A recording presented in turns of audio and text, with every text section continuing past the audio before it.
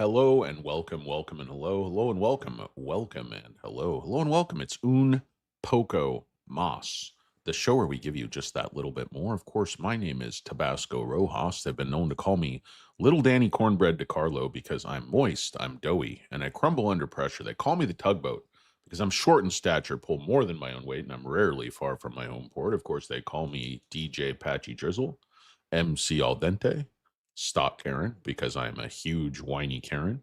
They call me Hurricane Lopez because I'm fat, and when I play tennis and spin around, I look kind of funny, like a big fat hurricane. What else do they call me? I don't really know. You can call me whatever you like, but as long as you buy SoFi, buy SoFi, buy SoFi. Remember, Nafa Feppo.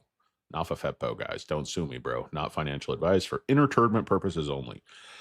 If you listen to big fat morons on YouTube, you get what you deserve, folks. Anyway, got to make this one quick because I have a lot of work to do. But I just want to talk about what's going on with SoFi vis-a-vis the CPI data we saw this morning. I think how it affects valuation, what analysts are looking at, and just kind of fire off a few, a few angry missives toward the universe because I'm in pain, I'm chunky, I'm aging poorly. Some of my stocks are performing very poorly. Others are doing okay. Um, Guys, remember just not for nothing, but I told you guys when Vertex dipped down to like 370 not that long ago. I mean, this was only in September, end of September. So going into October, the stock was like 385, and I said this is going to recover to 500 very quickly. What happened? Earnings were see it was a miss on the bottom line, but a beat on the top line. I think analysts liked the guidance, so the stock just absolutely took off like a rocket. It's up about 6% today, but it was actually trading up over 500 during the day. They're, I think, stepping on a lot of these stocks for OPEX. That's certainly what's happening with SoFi. I think if you just looked at the CPI trend and how that's going to affect SoFi's year and their business going into the future, SoFi should have jumped up a lot on this news. You saw Hood making a nice move. It was funny because somebody in the comments, one of the dumber, one of my dumber viewers was talking about how, Hood is great and SoFi is terrible. And I was like, well, if you actually look at the chart, Hood's coming off over 150 down to like 70. I mean, Hood lost actually, way more of its value than SoFi off the top. And, that's why I was saying sell Hood at the top. But, I guess I should have been saying sell SoFi at the top too, if, hindsight is always 2020. Let's see. Okay. Let's see. Sorry, I got a bunch of texts coming in, just rolling in on the text line. I want to talk sports with you. You guys ever listen to Hacksaw Lee Hamilton? Yeah, nobody's here. Paul. I don't know what's going on. This show sucks. Anyway, guys, just to dive into the CPI trend, I just did a little AI here on Google, but as of February 2026, the CPI indicates inflation is cooling, annual rate falling to 2.4% January, down from 2.7 in December. This trend reflects easing pressures, particularly in energy, though core inflation remains slightly higher, and shelter costs continue to show impacting consumer sentiment. Annual inflation, the headline CPI rose 2.4% over the 12 months ending in January, the lowest level since May. Consumer price increased 0.2% on a monthly basis, January falling 3% in December. Excluding volatile food and energy, core inflation rose 2.5% annually, marking the slowest increase since March 2021. Energy prices decreased 0.1% in January, driven by lower gasoline costs, while food and shelter costs continue to see increases. And that stuff really hits the people, at the lower end of the economy, low income folks. And that's why I think you're seeing, a lot of defaults and increases on, marginal credit, car loans, even, people are late on their rent. People are very late on their credit cards. And, the marginal credit, the lower end of the, credit spectrum. Not a problem for SoFi, thankfully, in terms of actual numbers, but it could be a problem for SoFi in terms of price action because it certainly gets dragged by the sector, gets dragged by its peers, gets dragged by the bank, which the big banks I don't even really think are in the same sector as SoFi functionally. I mean, it might be the same business, but they're not playing the same game. You know, SoFi is playing chess, and big banks are playing pocket pool. You know what I mean? Know what I mean? The trend shows broad progress in disinflation, with prices rising at a slower pace than previously, yet they are still above the 2% target. Um, why is that really good news for SoFi? Well, this indicates that, that everybody was saying let's hold for a few months, but I think this would indicate that we're probably going to see, some more rate cuts toward the middle of the year, if not sooner, as long as this trend kind of continues. Now, can you trust these numbers fully? That's hard to say. I mean, because there's a lot of, there's a lot of deals in this administration where, like, if somebody who's doing statistics doesn't turn in numbers that they favor, that person might immediately get fired, which I don't think is a great way to run the government. Some of these jobs should be kind of apolitical, um, but nothing's apolitical right now. What's going on? Payush, Big P, representing Memphis. It's not Memphis Bleak today. Yeah, the long weekend. What's going on? Bought the dips. John Candy hears you. Let's go, baby. I'm buying the hell out of these dips. I knew you were. Big P, the great. I got everybody I need here. I got Payush. I got the great Paul Gardner. It's a party of two. Um, anyway, guys, welcome and hello. Welcome and hello. So, why is CPI so important? Well, it's pretty obvious. It drives the lending business, it drives home loan refis, it drives student loan refis, all of that stuff we talked about yesterday. That's just rapidly increasing. And then you talk loan platform business, it's going to drive that too. The fee based stuff, probably going to make people in the financial sector a little bit more willing to, spend some capital and perhaps change over their technology company. But you could see what happened here, guys. This was, pushing up toward 20. I guess it made it as high as like 1987 or 1988. That's kind of when I peaked, by the way. Um, a favorite time for me. I love the 80s. Absolutely love the 80s. But right after it hits this area four times, once earlier, and then three more tests of that top. So four tests of that 1986 area. And then you just see the algorithm just absolutely take over right here and just kind of crush the stock. And why are they walking it down? They're walking it down for OPEX, because retail investors buy a ton of ill-advised short dated calls on SoFi every single week. I wish people would stop doing that. Just strategically buy calls for someplace where there's a catalyst, or buy leaps for 2 years into the future plus. But buying short dated calls really hampered this stock. And I think is one of the reasons market makers are able to control it so easily. And also, as my buddy Brando was pointing out, institutional ownership on SoFi is still pretty low compared to, like, how a stock like Hood or Palantir or CrowdStrike, even Upstart. I think when they made those runs, institutional ownership on those stocks was like 80%.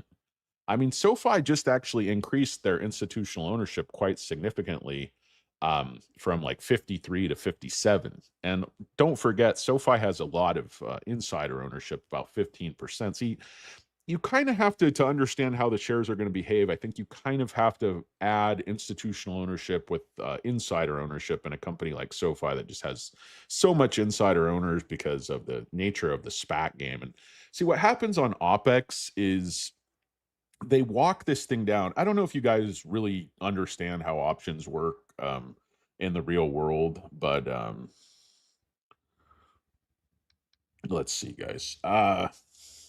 But what happens is most people set these options, and then, say you bought an option at $20 and you see SoFi is not going to make it to $20. Maybe you put a, do not sell order on so you can, ride it all the way into the ground to one and just go directly to zero. Maybe you sell it for 2 cents now or something, whatever the case may be, 1 cent, whatever you can get, 2 cents, 3 cents, just depending on the price action volatility. It can be all over the place, but what happens is the broker, as you get to like 90 minutes before, it depends on the broker, but as you get to 90 minutes before the end of trading on OPEX day, or 60 minutes before the end, they will sell your options for you. Because they don't want you to expire and go to zero. But what happens is market makers know that. So they know the time they want the stock absolutely lowest, at its lowest value, to kill those options. So just look at what happens. I mean, it's actually, it makes perfect sense if you don't think about it. But if you have calls at 1950 and you didn't sell them up here when the stock was pushing to $20 when those calls were probably worth 50 cents, per share, because you were looking at, hey, the stock might run through 20. People are interested in buying those calls even with zero days to OPEX, because a lot of people play that game. And I think most retail investors that I've kind of talked to or know that play that game lose that game a lot more often than they win. Um, What's up, Dynamite Fart 69? Great to see you, my friend. Keeping it classy. Hello and welcome, guys. Hello and welcome. It's Un Poco Moss, by the way, if you didn't know. I hope you heard. Y'all heard. We're in the dirty South. That's Southern California. Coastal, very coastal. What's coastal cuisine? It's like it costs a lot. Ah, a scallop. It's not even a scallop. It's like, whitefish cut into a circle with a cookie cutter. Pretentious douchebags don't know the difference. Oh, these are organic scallops, sea scallops. And you're not cool because you say scallop instead of scallop. I don't know. I don't know how to pronounce things, but I'm very annoyed by people who order scallops and just kind of hold their nose up. I have no idea what I'm talking about, guys. Oh, Dimitro, 8 Boyko, tech stocks will stagnate this year. Better still focus on what's working. Energy, materials, nah, not for me. I mean, I have energy stocks. I have the basic stuff. I have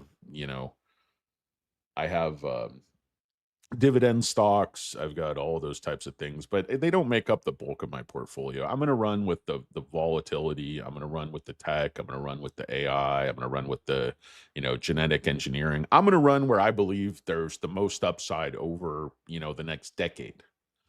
I'm not going to go with these cycles and just try to chase the sector rotation, because it's very hard to say when those sector rotations are going to reverse. People think they're like, oh, I mean, even like a guy like who I forget that guy's name is like Glasses. I think it's the Club. He does a lot of like really in-depth stuff on sector rotation. He understands it about a million times better than I do. But even him, some of his stuff is still, you know, sometimes you're just wrong, because the macro can really change very, very quickly, particularly in this administration, because one sort of announcement, idea, legislation, executive order can really move the markets, and it's coming out of nowhere like a crazy Ivan.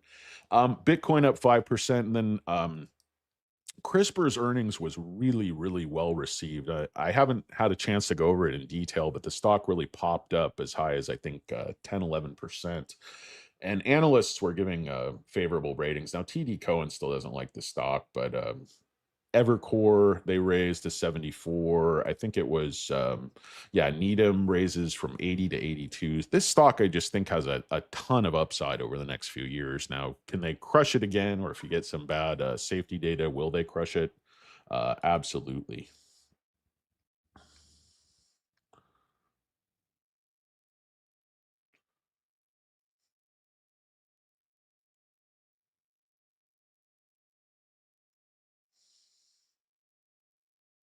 Sorry, guys. I got so much going on, just so much disasters, emergencies, things breaking, things flooding, people melting down, all sorts of stuff. Anyway, I think CRISPR is still a screaming buy at 53. I think they're really winning this race, and I think they're going to get multiple products. I mean, they already have. They were already the first to get FDA approval with Casgevy, but then I think they're going to do extreme. Sorry, I'm talking about some other stocks, guys. I'm just kind of bouncing around here. Um, in terms of what's going on, there's really nothing new on Seeking Alpha per se, but this is what I look for, guys, is disconnects between fundamentals and price action. And I don't know if you can see this right here, but oh, it's behind the stupid comments. I'm going to turn this off for 1 sec, guys, so you can see it. But if you look at what's going on right here, you see this sharp divergence. You see the price just fall like a stone, and then you'll see EPS estimates just rise. You guys remember they were looking at EPS in like the low 50s for most analysts recently, and then look at what happened. So this is on January 29th. The average EPS estimate 12-month forward, they're saying is 56 cents. And then earnings comes out, big pop up to 60 cents on a staircase, and then another big pop up to 63 cents. And that's since, I think, been revised down to 62 cents. Now, That might not look like a lot, but for one EPS, for one earnings report to raise EPS expectations by, that's more than 10% over just a couple days. I mean, you're coming off 56 cents and then you're landing at 63 cents. So that's like, I don't know what that is off the top of my head, but what is that, like a 15% increase? And it's completely the opposite of the price action. And I just feel like that's because these guys want your shares as cheap as possible, and they know they're going to increase institutional ownership to 70% plus, and then they're going to send the stock to the moon when it hits the S&P 500. That's what they're going to do. The roadmap is extremely clear for this stock going back to all-time highs this year.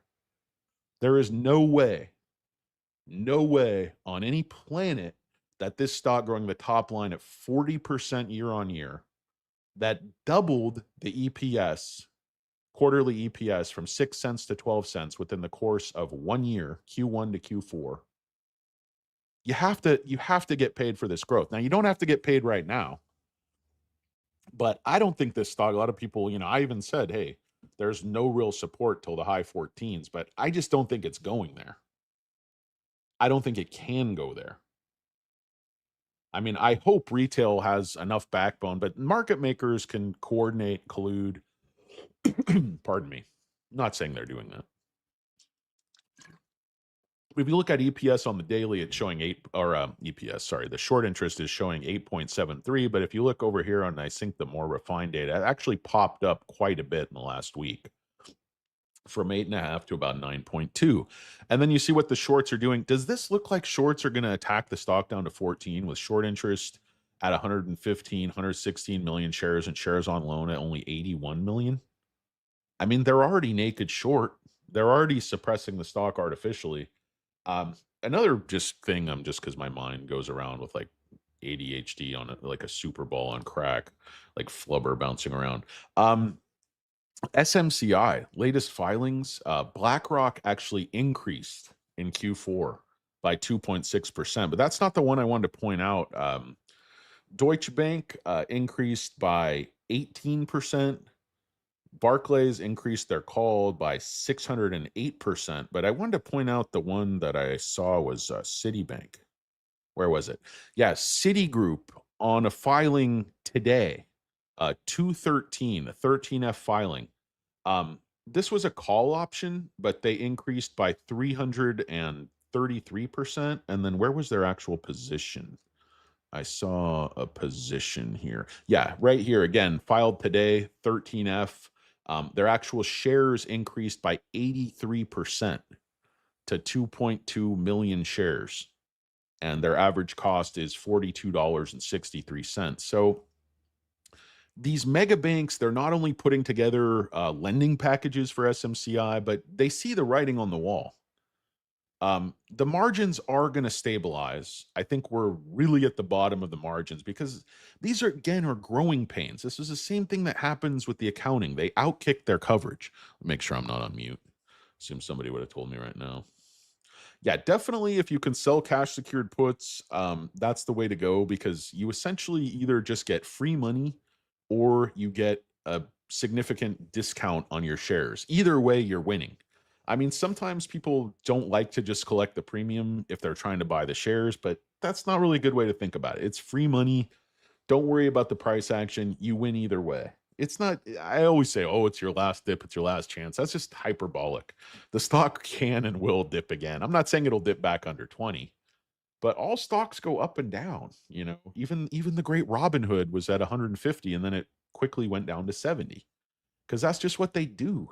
They're not going to let these stocks just go up forever and retail all be billionaires and Lambros and you got a bunch of fat D-bags and cargo shorts running around with very expensive vehicles.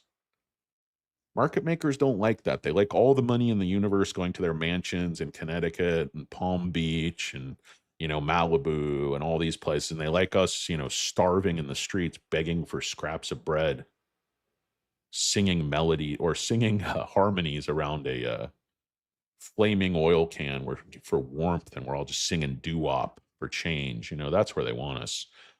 Oh, those bastards.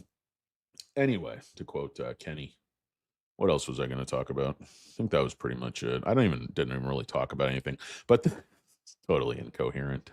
But what else is new, guys? We got the great weeping leader. Can we get 17, 18?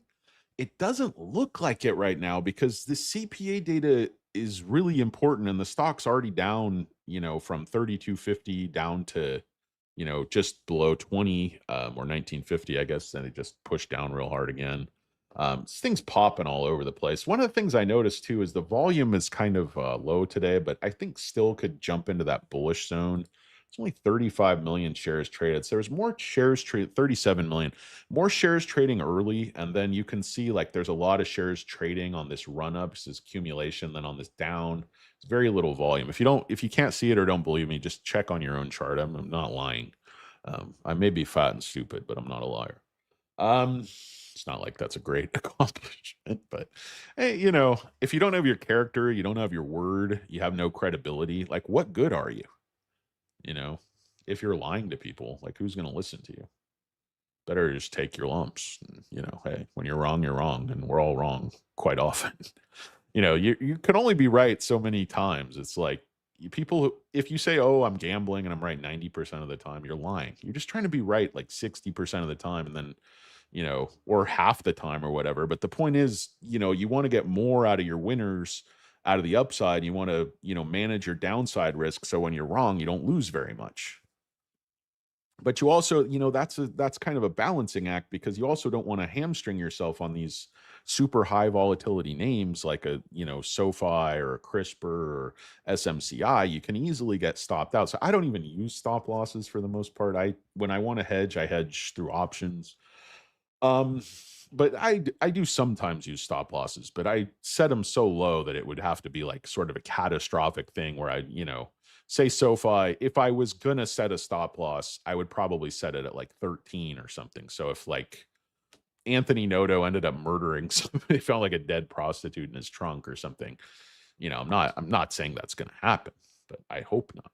But anyway, or he got a bad haircut, or he just didn't have his windbreaker nice and crisp and have the Botox in line. Anthony Noto is getting younger and thinner every fucking year, and I'm working with this. I'm working with this.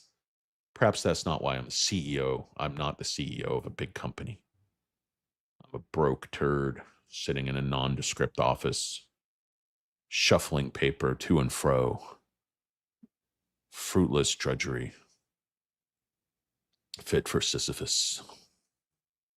Or perhaps Barney Fife, Fred Flintstone. You guys prefer Barney or Fred? I was a Fred guy, but I'm a Peter Griffin guy. You ever notice the similarities, kind of the look between Peter Griffin and Fred Flintstone? I don't know if I'm imagining that. They got similar ears, similar body types. I'm doing a new workout series, DVD workout series, how to get a grimace body. And as I mentioned, that's not grimace as in the facial expression. It's grimace as in the giant purple guy from McDonald's. You too can get a body shaped like a gumdrop. Follow the Danny plan. A lot of quesadillas, a lot of chicken quesadillas in my diet plan. I don't know if it's really a diet plan or just, kind of a road to self-sabotage. Yeah, Payush, Rivian. I had just a couple shares of Rivian. I did not like I like the stock more than Lucid, but I like Neo more than Rivian. But Rivian's an American company and they're really hot on Rivian right now in terms of the software. Rivian was up like 30%, I believe. I don't know what it's doing right now. Let's see, yeah, 28%. So really nice $4 move for you folks that have been hanging on with Rivian. I think their vehicles and their engineering are really top notch. I just think they were trying to do way, way, way too much, and the economics of the business just got so far out of whack. I mean, you cannot burn that much cash for years on end and expect investors to keep propping you up. There has to be a light at the end of the tunnel that's not an oncoming train, if you know what I mean. You know what I mean? What's up, Brian with a Y? Lives right next to a Rivian plant. It must be humming. Must be humming. I just try to hit the sell button faster than the other guy. There you go. Um, what's going on, guys? I hope everybody is having just a honky dory day. But this is a really good article, is just kind of expresses a lot of what I'm trying to say incoherently with my SoFi pumping. But after putting a standout performance in 20, this is from Bar Chart, by the way, Anushka Mukherjee. So the great Anushka Mukherjee. Honestly, I don't know who that is, but it's a really good article, actually. Very informative, a lot of data. Fundamentally, the numbers told a strong story, but the market mood has shifted. Same time, SoFi has become a victim of the latest broader sell-off. That's what always happens when SoFi, whenever SoFi turns in just a banger of an earnings report, the market is just selling off. There's like some type of war, famine, there's like some orphan story. It's just like something just derails what should have been a huge pop from the earnings report. It happens time after time after time. I think basically the stars are aligned, against SoFi to a certain extent, but you have to keep things in perspective, guys. Stocks that run, like if you remember SoFi, when it was sitting down at like $8, $9, and it was struggling to get through 10, and like one earnings report, it went up over 10 and then immediately, crashed back down to 7 or 8. Um, at that point, people thought I was insane because I was saying the stock was going to go to 1950. Now, if you don't believe me, you can go back in my videos. I never delete any videos when I'm wrong. That's just ridiculous. So there's a record of every word I've ever said about this stock, in terms of, my price target. So my price target was 1950, and lo and behold, the stock runs all the way up to 3250 in short order. So it's not like lost on me that the stocks come right back down to 1950, which is sort of what I think it should have been worth, but that was several quarters back. That was like, more, I don't know what it was, like a year ago plus. So given the performance, I have raised my target from 1950 all the way now to 37, 38, that range. I'd say 37. But what you're going to see is the stock is going to surpass my target again when it gets S&P 500 inclusion, when the EPS growth, the incremental margin just absolutely blows the door off, because the trend is your friend and you can't fight the trend. Now, you can't fight the overall market. The overall market, the macro, can overwhelm the trend with this stock or with any sector or whatever the case may be. But over the long term, what matters is the company making money. And SoFi is going to make money hand over fist.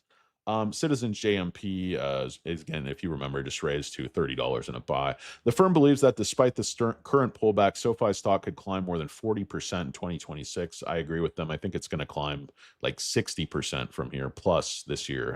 I think honestly, SoFi is going to be back over all-time highs this year. And people are like, oh, it might go up 10%. I just don't think you know what you're talking about. And I don't think I think you already forgot the last run. I mean, remember, they stepped on it from the 30s after great earnings. They stepped on it from 25 after great earnings, all the way back down to 19. Welcome and hello to me with a big kick in the nuts. So what the hell was I talking about?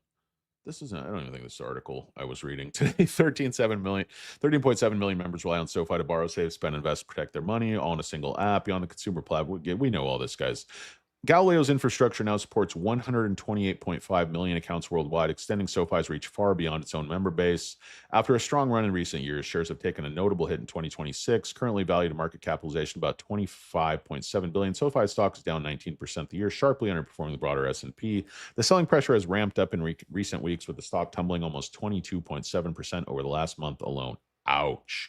Despite its earlier surge, shares now sit roughly 55% below their 52-week high. That is a lot of retracement, guys. Heavy, heavy retracement. Of 3273 reached last November, a sharp retreat that underscores how quickly investor sentiment has cooled. I don't know if sentiment has cooled. Price action has cooled. Sometimes it's mechanics. Sometimes it's mechanics and market makers moving the stock for their own purposes, not because they've cooled on the stock, but because they love the stock, but they don't want to buy the stock at 33 from you. They want to buy the stock at 19 from you. That's the bottom line. They want you to sell low. That's what all this is. Sentiment deteriorate with two great earnings reports, rapid EPS growth, hyper top line growth, rapidly improving margins, a business that's completely transforming from a one of the best lenders out there to a tech, if you look at where the money is coming from, the fintech, financial services fee-based stuff grew 62% year on year. It's astonishing growth. It's hyper growth. It's tech growth. It's a growth that demands a multiple much, much higher than these clowns are selling. Even after its latest pullback, SoFi is trading at a rich 34 times forward earnings and 5.29 or 5.9 times sales, well above the sector medians of 11 times forward earnings and 3 times sales. That hefty premium signals investors have been willing to pay up for SoFi's growth story, but it also leaves the stock with less room for error if expectations cool or momentum slows. Inside Q4, SoFi reported, we know that shares fell nearly 6.4% on the day of release and fell another. So, SoFi turns in a great earnings report. It falls 10%. That's just, story of my life. Digging into the figures, though, and the growth story remains hard to ignore. Total net revenue surged 40% year on year to $1 billion, beating estimates, also marking the first billion-dollar quarter, and adjusted net revenue was also over $1 billion. Fee-based revenue was another standout, jumping 53% to a record 443 million. 53% growth where it matters most. Think about that. How would another company be priced if people weren't dragging it as a bank or a lender? I mean, you could put the lending business to one side and say that's still a great, very, very profitable business. But the business they want to grow is growing even more rapidly than lending, way more rapidly. Now, if we see some rate cuts, lending might actually start growing faster than it's hard to say, but they're both profitable. I mean, financial services and fee-based is obviously better margins, but they make great margins on their lending business. I mean, their net interest margin puts the big banks to shame, as does their credit quality, as does their underwriting. SoFi has built a better mousetrap because SoFi has, better engineers building the traps. SoFi has a great management team that executes like no one I've ever seen. They don't have any down quarters. They don't have any down years. They never, ever, ever miss. And people are like, oh, it's because they're sandbagging. I would argue, okay, it's sandbagging, but it's just incredible, stellar execution because they're building in, their estimates or their projections for everything not to be perfect. But they just keep hitting these home runs in terms of growth, execution, member ads, deposit growth. Across the board, everywhere it matters, SoFi is not just trending up, it's trending up rapidly. SoFi added 1 million new members. Let me see if I'm on mute. I'm not on mute. Dude, I'm so paranoid about this goddamn soft touch mute button. I hate this thing. I wish I was an electrical engineer so I could disable this sucker. Maybe you can do it in software. What's up, Scott? Thank you for sticking with the Raiders, sir. I know it's not been easy. The great Lisa has joined us. Hello, Lisa. Welcome and hello. VZ Rover. Hello, VZ Rover. Never selling myself. I said I might sell a few shares at 100 just so I can pay some bills. Yeah, again, Wheeling in Idaho, we all should have sold at 30 and we would all bought back at 20 and we'd have way more shares and, everything would be hunky-dory. But you don't know if it's going to be a quick dip where then you're not going to be able to wash and you might miss the boat and you might end up buying back in at 35 or not at all. And then you miss the run to 100. So, am I disappointed in the price action? A little bit. But it's allowed me to acquire a lot more shares at a favorable price, what I believe to be a favorable price. So jumping 53% to 443 million, the strength was driven by solid performance on the loan platform business, along with rising referral, interchange, and brokerage fee revenue. Those are things people don't talk about. Referral, interchange, and brokerage fee revenue. That business is growing at an insane rate. Listen to this. Together, financial services and technology platform segments generated 579 million in net revenue, a 61% increase year on year. Guys, the numbers that everybody wants to see, 61% year-on-year growth, 53% year-on-year growth. This company's mispriced. Market makers and bears are giving you this company, on a silver platter to build generational wealth. I don't think there's a lot of opportunities like this because I don't think there's a lot of companies like this that are going to step in and really disrupt the financial sector. Another guy in the comments was like, well, SoFi is going to go out of business because AI is the future of finance. You don't think SoFi has a plan to implement AI across everything? Noto talked about it a lot. He's like, he doesn't want to pretend it's an AI company and just pump the stock. Noto doesn't want to pump this stock. He wants to build a great business where the stock price reflects the quality of the business. Because the guy's a straight shooter. He's even calling out analysts in the great Tanner and the great Tevis's interview. He's saying these guys are just lying, or they're applying principles and math in a way that to us that they apply completely differently to another company. And it just becomes disingenuous and dishonest. And he's like, I'm going to start calling these guys out. Why shouldn't we? Why shouldn't we defend our company? I want to see more of that, Papa. My Papa. You didn't know you had a fat son your own age, did ya? Well, if you'd have bought CRISPR, it's possible. It's genetic engineering. It's like, there's no way I have a fat kid. I'm very into fitness. This guy looks terrible. I'm like, come on, Tony. Tony knows. Don't do it to me. Profitability also continued to scale. The company logged its 9th straight profitable quarter, posting adjusted net revenue, 174 million, or adjusted net income, 174 million, earnings of 13 cents per share, a 160% jump from a year earlier and comfortably above the 11 cents estimate. Guys, would you believe I actually have to go to the restroom? I apologize. I'll be back in 2 seconds, or like 2 minutes, because I got to wash my hands. Sorry.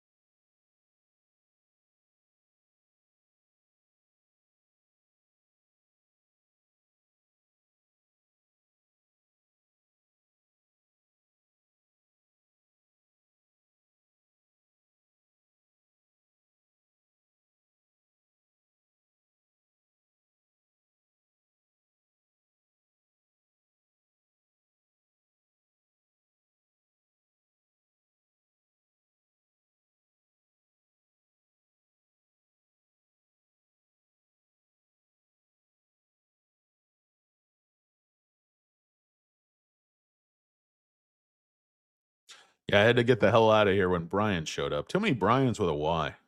Why don't I get any Brians with an I? There's no I in team, but there's no Y in team, so pretty much neutral.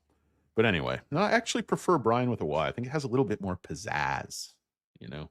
You get those 2 vowels. That Y, it's like a wild card. Can act like a vowel, can act like a consonant, can act as capital, can act as lowercase. It's got that funky little tail. Oh, I love a nice Y. I don't know why. It's one of my favorite letters. Who has favorite letters? What kind of lunatic am I? I think I'm also one of the only, I'm on mute. I'm not on mute. Such an idiot. This soft touch mute button is really inside my head, living in my head rent free. Um, anyway, I definitely agree with the great Daniel Went, my favorite cowboy here on the show. SoFi's financial charts look like ramps I could jump my dirt bike off. That's what I'm saying, Daniel. I'm an evidence-based investor. I look at data. Yes, I like to make jokes. I like to, but realistically, the trends with SoFi are so far off the, beaten path, so positive. Just the outperformance, that the fact that this stock is trading under 20 bucks, I think is just a gift for the ages. When this stock is at 100, when they get S&P 500 inclusion, it just blows through all-time highs. You're going to wish you bought here. Nafafepo. Nafafepo. Yeah, Brian's with an R. Big trouble. I agree with that. What do you think? Tiger and Pags both look cheap with both PE under 10s, lower than SoFi's PE, or higher than. Well, I don't know those companies that well, so you can't just go by PE. PE, you have to reflect like what are the trends with the business? Are the earnings increasing? Is the growth increasing? What's happening with the sector? Is it something where they're going to be able to continue to take market share? Usually when stocks have lower PEs, there's a reason for it. And when stocks have higher PEs, there's a reason where now a lot of times it's overdone. with like a growth stock where the PE with like say a Palantir will just get totally out of whack. But then people would say the same about Nvidia, and I would argue they would have been wrong because Nvidia's financial performance, profits, margins justify the extreme premium, where I would argue that the highs that came to pass with Palantir were a little bit on the ridiculous side. Now, there's no doubt that their growth and margins and stuff are just absolutely staggering. But I think for Palantir to grow into that valuation, they need perfect execution for many, many years. And, as luck would have it, they seem to be really good at that. So it may not be a bad. Sometimes you have to bite the bullet and buy something that you think is overvalued just because you think it's that good a company and you don't want to miss the boat. Now, probably the patient and wise investor waits for the dip, and if the dip never comes, they just wave goodbye to the ship and they just let it go. And they realize there's going to be another opportunity they can buy undervalued coming down the pike. But then sometimes in your mind, you think, well, this is a once in a lifetime company. Whether that be a SOFI, whether it be a CRISPR, whether it be a Palantir, whether it be a Hood, whatever. Hood is not a once in a lifetime company. Their vision to be this global financial powerhouse, I don't buy it. Is anybody going to trust a gambling website with their mortgage? Maybe. But when Noto is talking about trade, you think Noto is going to be offering his members parlays and teasers? Noto's like on the phone. Oh, I got Gus on the line. He wants to buy a point on Notre Dame. Can we cram him? Like, what the hell are you talking about? I'll take SoFi savers over Robinhood's traders and gamblers any day of the week, especially at these valuations. I mean, not at these. Hood's fallen a lot. Again, I'm not angry at Hood. The business makes incredible margins. But in 5 years, I think SoFi is going to be, a much, much bigger company than it is today. In my opinion, even with the growth, I think Hood could fall out of favor just because of what they're doing, their own actions. I say Noto doesn't take the cheap, low-hanging fruit just to pump EPS temporarily. I don't think the low-hanging fruit gets any cheaper than these prediction markets. Could SoFi put gambling on there? Probably not, because they have a bank charter. It'll probably get kicked out of, probably the OCC would just blow up, come and take SoFi's bank charter and run it through a paper shredder like Banksy at an auction. Know what I mean? Know what I mean? What's up, Anthony Skropowski? Late starting from the beginning. Believe me, nothing I've said so far is of any consequence or use. So just go from here. San Gil's left foot. What is that? San Gil's left foot? Is that like a beach thing? I don't know. I don't know what that name is, but I like it. Jason Watkins, the great chess player. I'll be your Brian today. There you go. I like it. Let's see what's going on. PEG ratio is far better valuation. Yes, you're right. And PEG ratio for Palantir is obviously just insane. But I'm just suspicious of some of these valuations when you're basically relying on a growth story that is so incredible. Not to say you can't achieve it, but when I look at what SoFi is doing and I look at their growth story, it's so obvious. It's so like nuts and bolts. It's so grounded in an industry that is already been known and established forever, but they're just revamping it and doing it in a better, more efficient way that consumers like better. That's why I use the analogy of surface water. You're like, okay, we need fresh water to drink. And then, Carp from Palantir says, hey, I got a proposal. Let's drill down 5 miles. I think there's an aquifer down there. We'll do like a slant drilling. Then we'll bring the water up. We'll, take the sand out of it. Maybe we have to desalinate, whatever it is. It's like this incredible, machine and process. And then at the end of that, we're going to get this incredible water. And Anthony Noto's like, well, I just have a big lake over here. You just drink right from it. Pure mountain spring fed. And it's like, that's what I mean by surface water. The customers, the revenues, they're all there for the taking. You don't have to reinvent the wheel. You just have to do it better. And SoFi is doing it better. And they're giving people a better deal to try to get their money right. They're paying people more interest. They're charging them less interest. They're helping people get out of these insane, 36% credit card debts at a, think about the difference if you're somebody who's struggling and just buried in debt. If you're able to go from 36% to 14%. Now, 14% is not a great interest rate, Look at this thing bouncing around off. How many times are they going to bounce it off of this 1950 area? All the way back here. Once, twice, 3 times, 4 times. This is like the 5th time in the last hour. And that's okay. And say, why do they bounce a stock off the same lows time after time after time? Do you think it's because they want to sell at the low? Or do you think it's because they want you to sell at the low? Think about it. Ugh. To quote that weird, like, neo-Nazi guy in the back room of that army surplus store in the Michael Douglas film Falling Down. Think about it. Like, you're just assuming because he's like an angry white guy with a crew cut that he has like neo-Nazi racist tendencies, anti-Semitic tendencies. Didn't know it's actually a sensitive guy. He's trying to go home and see his daughter. Falling Down was a good movie, dude. Michael Douglas is a great actor. Really is. Not so big on Catherine Zeta-Jones, but, whatever. Gotta do what you gotta do. SoFi does indeed do bottled water. Anthony Noto sent me a case.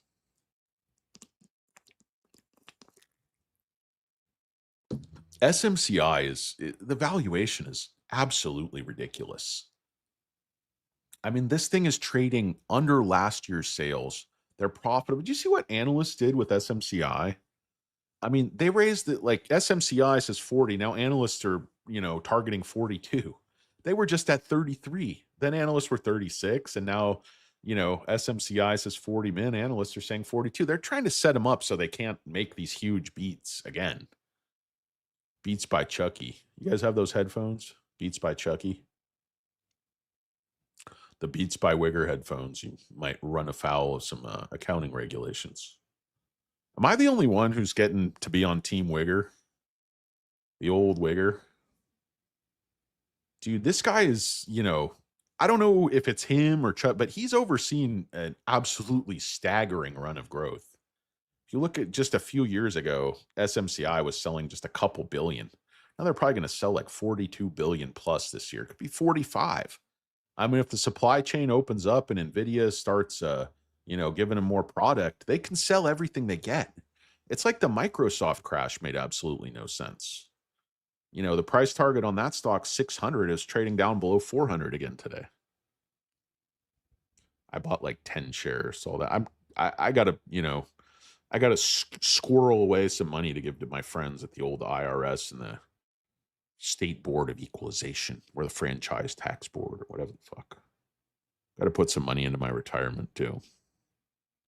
Lower the old tax bill, if you know what I mean. And then that's what I was talking about with OPEX. So once 11:30, my time would be 2:33 your time. So you get to like half an hour before the market closes on OPEX, you'll quite often see the stock kind of break free from the shackles that bind them and run back up toward that, run back up toward the $20 level. Now, the stock's not going to get back to $20 today.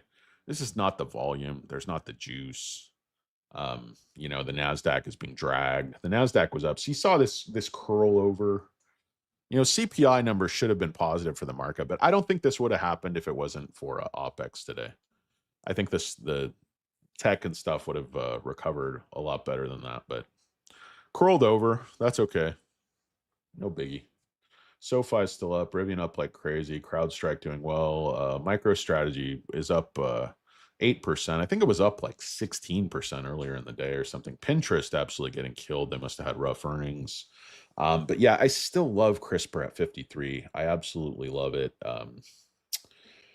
It's just, I believe it's the winner in that sector, and I believe that sector is going to be a complete game changer for, healthcare, disease, the world over. Yeah, I would like actually Keenstam to talk about prop and IOVA, because I think prop, I would be buying prop heavily ahead of earnings. I am buying prop heavily ahead of earnings. Not for FEPO.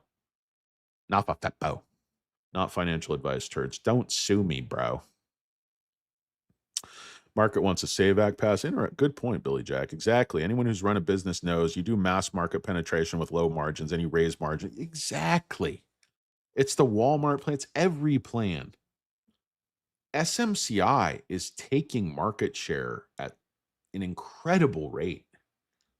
I mean, even if they just keep the same share that they've had, the growth in AI data centers writ large, it will take care of itself. They don't really have to take share from Dell or HPE. There's plenty of pie to go around. So even if their piece of the pie remains proportionally the same, the pie itself is getting bigger so rapidly, you don't even have to take market share. They could lose market share. They got demand all day long, twice on Sunday. Know what I mean? Know what I mean? So anyway, I don't know what I was talking about with this whole stupid thing. But yeah, I would be a buyer of Microsoft. I am a buyer of Microsoft. I would still definitely buy SoFi here. Gobble up SMCI here. SMCI in a few years, I think that stock will be at all-time highs. And people are going to be like, how did this happen off of 17? She was only 19. She was only 19. Anyway, I don't know what the point of this video was. Pretty much just to talk and avoid my work and maybe not eat junk food. Because I could have gone for some serious tacos. Anyway, yeah, the market just closed. SoFi, I didn't realize it was that close. I thought there was like another half hour. I was like, it's not going to get back to 20. Yeah, not in 1 minute. You don't even know what time it is, fat boy. Fat boy on a riot. Oh, no. Fat boy on a diet. Don't try it. Gonna fuck you up like a looter in a riot. I forget what song that was. Anyway. Society hates fat people. Better off being a heroin addict in Los Angeles. Heroin addicts are cool. Fat people are gross. My cross to bear. Or my man boobs to bear. More accurately. Who are the losers today? Old Disc Medicine, Bright Horizons, Pinterest, Fortune Brands, and old Callaway Golf. The Big Bertha? Not the Big Bertha. I used to love that Big Bertha. Just hit horrible slice. Oh, man. I preferred a driving iron. I could hit that driving iron like way over 300 yards, and then that Big Bertha I'd hit like 400 yards, but it would end up like 4 fairways over to the right. I don't know why I could avoid hitting a slice with an iron, but with a wood, I would just hit a massive slice. Probably it was the geometry of the swing, I would guess, because you have to flatten out your swing with the longer club. I was more a top and bottom guy, if you know what I mean. A little backdoor man. Oh. Why does everything with me go straight to genitals and gay stuff? I don't know. Latent homosexual tendencies. I don't know. Guys, I'm not gay, but I'm extremely gay friendly, and I do like to party. I wish Felix would invite me to like Monte Carlo. Just do a huge bag of Peruvian nose clams. Ride around in his Bugatti with his 6 golden retrievers. Just partying our balls off, selling options. Tell you have a 70% probability of making money with this option. But you have a 100% probability of having fun when you party with old Felix. Felix,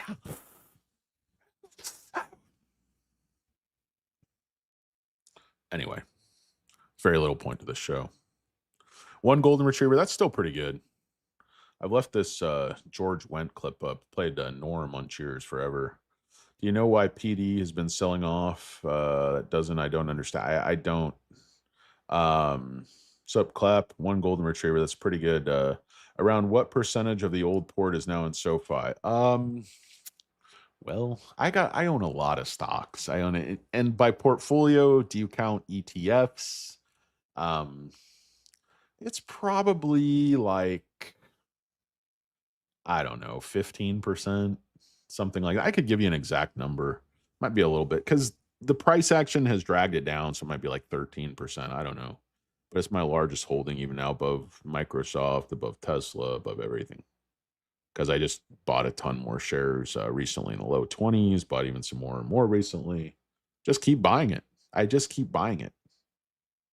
Like if management keeps turning in these types of results, I'm going to keep buying the stock. That's just the bottom line. Anyway, guys, it's the SoFi stock up minimally today, but I think the CPI number is really good. Now, have we put in a bottom here? I don't know. Nothing's for sure, but you notice the change, this sort of specific change in the chart right here, how this was the move. You know, you had the move from say 12, 13, and then it kind of topped out around 20, 21. And then the stock started to move at a completely different angle.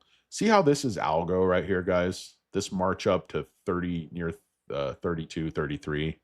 See how this is just one constant slope? There's no big runs here like there were here. This is indicative of, I would say sort of a pre-programmed pump and dump on a larger scale. After hours dropped from like 1963 to 1953 in like 1 second. It really bounces around after hours. It's kind of shorts and longs do a little tiny wing measuring contest. Chicks love chubby dudes. Maybe down south, Billy Jack, not in LA. If I approach a woman within 4 to 5 feet, even just walking by on a sidewalk, they immediately hit me with the old pepper spray. Hey, is that Danny Deals from YouTube? Sure is. Shh. What's wrong with you? I didn't even say anything to you. I didn't even look at you. You're butt ugly anyway. But yeah, it's my largest position, but I am well diversified, so it's not a huge portion of my overall portfolio. Probably somewhere in maybe low teens. I don't know. But that to me is still a lot of concentration for one stock. I mean, that's not an ETF that's internally diversified. That's not something that has a long history, that you can sort of go as like a blue chip name with like decades and decades of history. I would say it's, I don't think SoFi is risk free, but I think over the past several quarters been de-risked because they've proven everything. They've proven people like the model. They've proven the growth. They've proven it's profitable. I think management has more than proven themselves. But anyway, guys, I'm gonna let you go. Let you off with a warning this time because I'm a massive turd. But I hope you guys have a great weekend and be safe out there. Happy Valentine's Day to everybody. And I'll see you around the bend. Thank you. Peace. I'm out.